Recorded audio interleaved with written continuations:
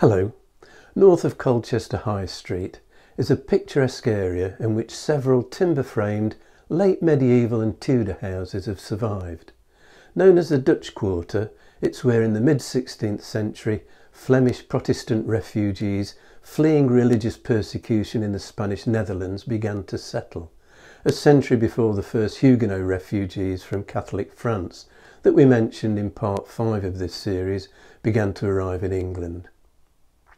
The ideals of the Reformation, espoused by John Calvin and Martin Luther in the mid-16th century, gained considerable traction in the Low Countries, which was brutally repressed in the Spanish Netherlands by the governor, the Duke of Alba. So-called heretics faced confiscation of property and execution. Civil strife led to mass emigration to England, Scotland, France and elsewhere.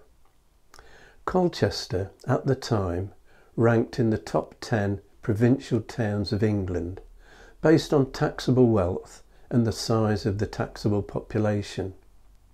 Markets were held 3 times a week, and 3 annual fairs brought significant trade to the town.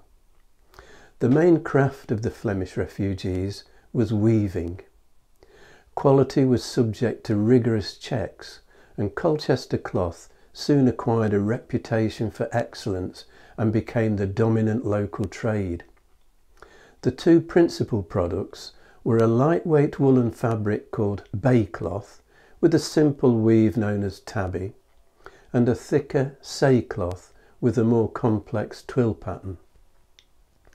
By the mid-18th century, the Colchester woolen cloth trade was in decline. The Dutch Quarter remained essentially commercial, housing a variety of small domestic industrial businesses. The ageing buildings were neglected, but a preservation society was formed and a rescue mission launched.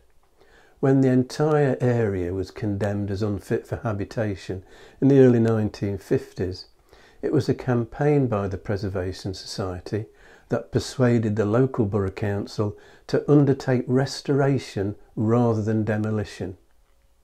And by the 1970s, regeneration of the Dutch Quarter had been completed. Peake's house at 30 East Stockwell Street is named after a Colchester businessman who bought the property and gave it to the council on condition it was put to cultural and community use. For several years it provided a base for the Home Guard, who were followed after the Second World War by the local Red Cross.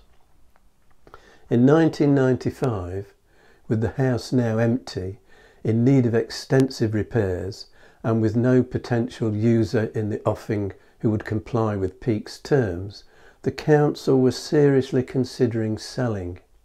Instead, a 99-year lease to building preservation charity, the Landmark Trust, was agreed, and restoration jointly funded.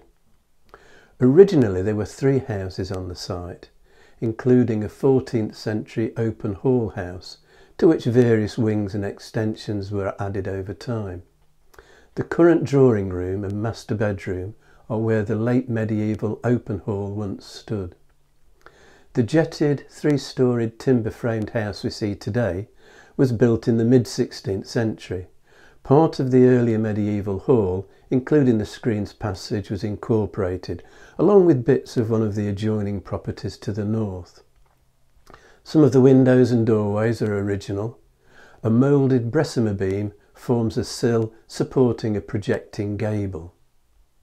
What is now the kitchen was a general store in the early years of the 20th century.